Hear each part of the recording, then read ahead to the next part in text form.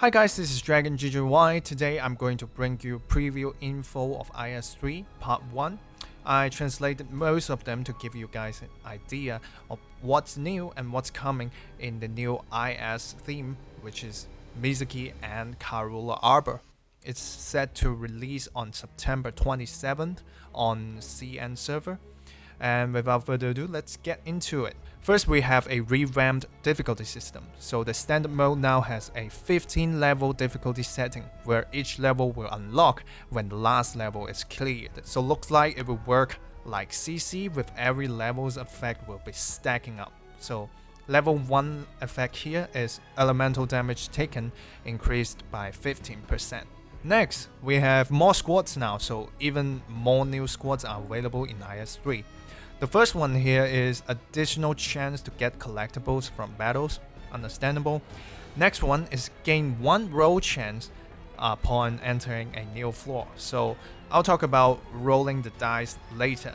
Next one is -1 hope for all the operator recruiting, so a all across board cheaper operator recruiting class, which is pretty good. Next is a revamped leader squad. So the leader squad now has an effect of life +2, and you will recover 1 life every time a battle finishes. So that's the changes to the squads and some additional squads. Next, we have starting and recruiting operators. So the starting voucher options and then recruit and promote mechanisms are all the same as IS2.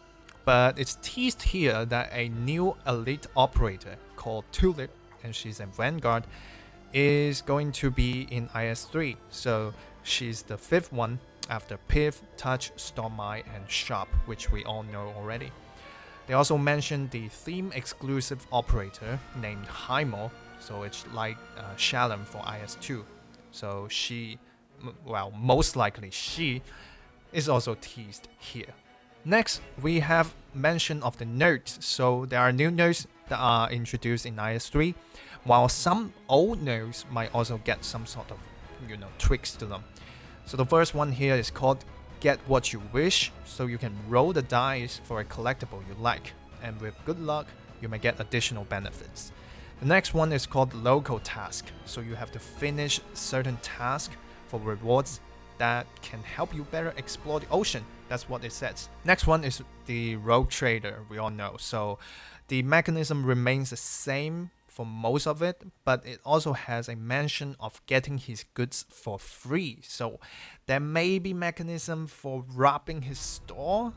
Well, that is featured in some of the other roguelike games, so it's a possibility, who knows. There's also other standard nodes that we already know here, and looks like they didn't get much of a change to them. Next, we have other nodes. So additional nodes will show up after unlocking them in the shape Cognizance system, which I'm going to mention later as well. The first one is called a meeting in the storm. So you can trade collectible with another random collectible. So it's a good and welcome mechanism. Next is emergency transport. So you will select a operator to leave the team temporarily, who will return next floor, promote it, and bring you back some rewards. This is also a chance for an operator to remove their rejection status, which is something I will also talk about later. Next is called Into the Wild. It's a rare node where a player will enter a whole additional floor to face the challenge from seaborne monsters. That's what it says. Sounds interesting. Next is the life and shield system, and this is actually the temporary life in IS2 reintroduced as shields in IS3. So it's now separated from life. Life will not exceed its maximum value, so you can see the 4/4 hit there. It will never exceed 4, but you can increase your shield level, which is denoted by that shield next to it. So when a player leaked in battle, shields will always be deducted before life. Therefore, it can prevent player from losing out on light. Well, it's also something I'm going to mention later, so stay with me. So now we are in the shape Cognizance that I mentioned just a bit earlier. It's a revamp system from the preparation behind the scene in IS2. So now, besides permanent improvement for basic stats, it will also provide further branches to squads and more nodes in exploration, which I mentioned just now, and some others. Next are brand new mechanisms that will be introduced in IS3, and they all sound really interesting. First one is light. So you will always start with 100 light value, and that light value will change along your exploration. Brightness, so high light value can lead you to strong enlightenment and keep you safe from the ocean.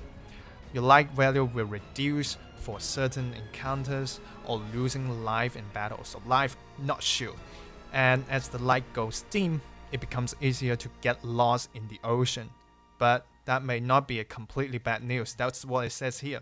So in the bottom, where there's some additional description, it says some paths are only shown when light value is below half value. So when your eyes get used to the darkness, you'll find the path hidden within it. Well, it sounds a little creepy, but interesting nonetheless. Next, we have the die system finally, and it's a brand new mechanism introduced in IS3. So when encountering certain events, the dice will be automatically rolled for the Fateful Guidance. There are limited times of dice rolling, so you can only roll it for a certain amount of time, and rolling the dice in battle or in certain encounters will consume that count. And if there are rolls counts remaining, a player can actively roll a dice in battle. So depending on the result, it can create a time-limited effect of slowing enemy movement speed and attack speed. And upgraded dice can even reduce redeployment time to save player from the brink of defeat. And the dice can also be upgraded by collectibles in game to get higher number phases. So you can see next to the description here, you can see the dice with different phases. So for certain dice, you can roll numbers like 10. There are also some squads that will start with higher number dice for more advantageous rolls. Next, we have the different symbols, and in IS3, dice can reveal what I just mentioned, the Fateful Guidance, which leads to either Rejection or Enlightenment. So Enlightenment, it provides strong buff to the whole team, and the effect showcased here is called the Glory of Victoria. The effect is all ground units gain 35% physical and arts dodge. And that's pretty huge. If you think in IS2, there are only collectibles that will give you like 10% and 15% physical and arts dodge, and 35% is just on a whole different level. It's on the level 3 Hoshiguma module level, so that's pretty huge. Next is Rejection. So for every exploration, players may encounter different rejections. Operator affected by rejection will have debuff applied to them for the rest of the run, but can be removed or suppressed. The description here says suppress, so by that wording, it sounds like it may come up again, but I'm not sure. So it can be removed or suppressed by certain encounters or collectibles. And every rejection is a test for Doctor's abilities. So the effect that was showcased here is called Flash Mutation. Operator affected gets max HP, attack, defense, and DP and redeployment time reduced by 50%. So it's actually not completely debuff. You know, DP and redeployment time reduced by 50% is definitely a buff. But also max HP, attack, defense cutting by half is a huge debuff too. So that's one of the showcase. You will know what it's about. And next we also have Call from the Race. It's an effect that only takes place in the current floor, so it's much like the hallucination from IS2, where sometimes two can take effect at the same time, so still the same as IS2. As player progresses deeper or light goes dim, it gets easier to trigger the Call from the Race. So that is one of the newer mechanism. And the effect showcase here is called Echo, Wither, and Prosper. Ingot drop from battle plus 100%, so doubles it. Loses 1 life every time when entering a battle node. So minimum at 1, so it directly loses life. So Remember that when you lose life, you also lose out on light. So that's pretty impactful too. And I'm excited to see how it will affect on gameplay. Next, we have the key. So it's a rare resources that can open any lock you want, whether it be a floating chest that you found, the investment system of Cannot, or a locked path that lies in front or beside. So a couple more new mechanisms mentioned here, like the floating chest and locked path that can also let you walk sideways. That's pretty interesting. Next, all the collectibles they show. They are in different categories, and I think they are really interesting to talk about and see what they are about. So I also provided translation to their actual description down below, which I will not read, but I recommend you read over it and see what it's about. So the first category here is called Survival Supports, and this one is called Night Sunflower, and it gives light plus 10 upon acquiring it. So interesting to see what lights can affect, whether it be your battle, whether it be the encounters, or the path of ending that you will go into. So really interesting. Next, we have Gear of Fight, and this one is called Scale Catching Vest, and it gives all range operators camouflage. Oh, this one is also really impactful. All the range operators gain camouflage. That is close to invisibility, okay? It sounds really strong, and I believe it will be one of the higher end, the higher rarity collectibles that you can get.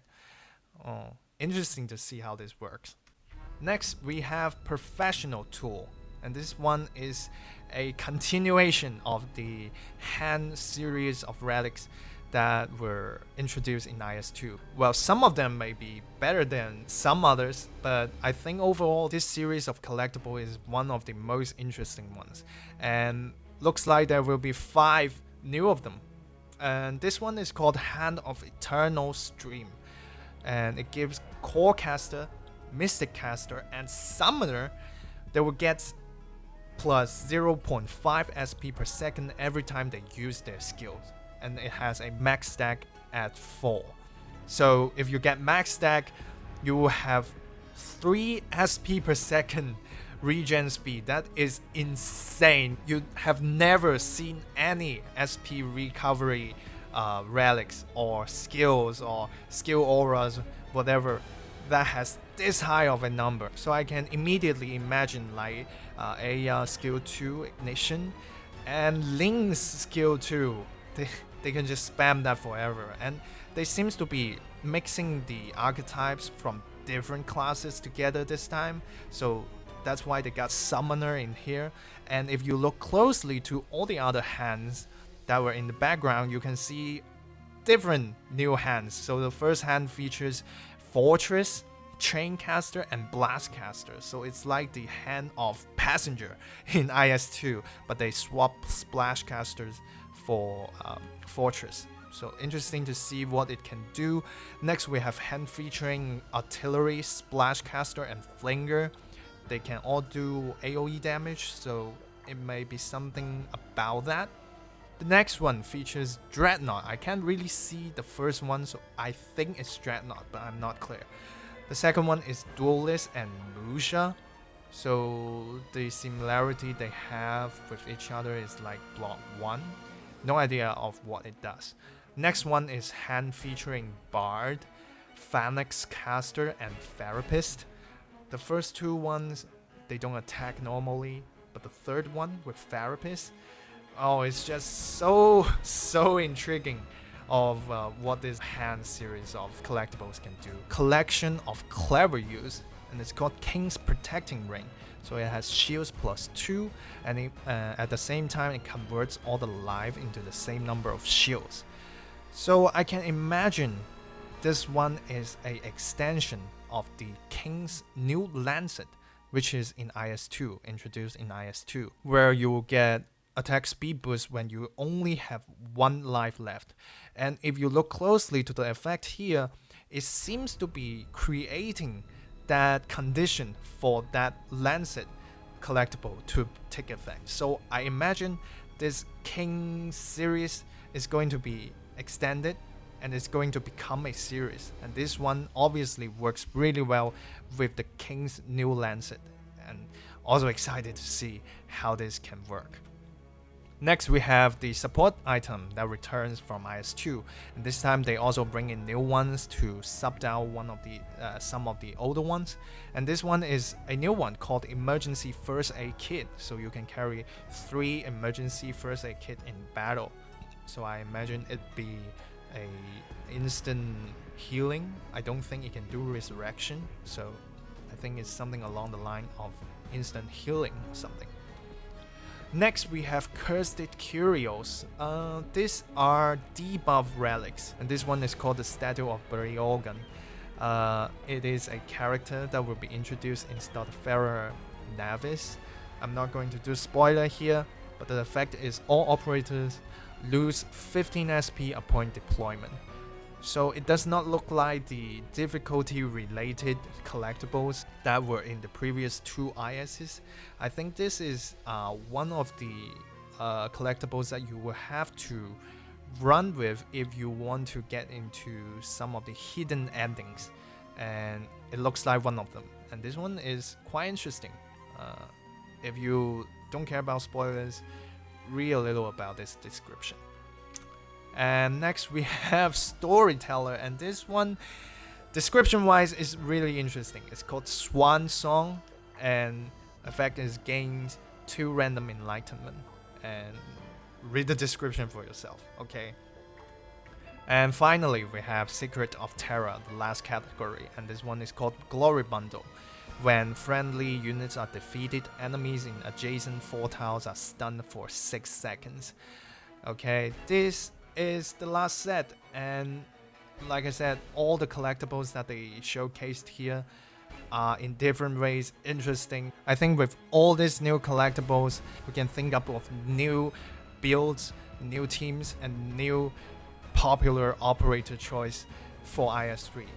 So that is just part 1 of the preview. They're continuing to release one every day, so I may bring in part 2, part 3, depending on how much they have in store before September 27. So thank you for bearing with me. I do not have a script for recording this, so I may sound all over the place in the process. Thank you for staying until the end, and I'll see you in the next one. Bye bye.